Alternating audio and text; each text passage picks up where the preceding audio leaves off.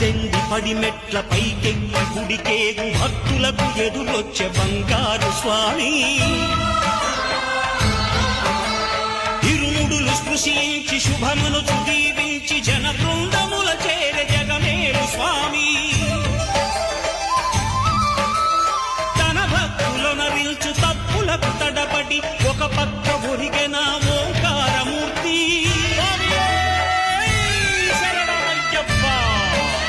స్వాములందరూ తనకు సాయము కాగా ధీమంతుడై లేచే ఆ కన్య స్వామి పట్టబంధము వీడి భక్తతతికై పరుగు పరుగున వచ్చే భూమిపైకి నరుడై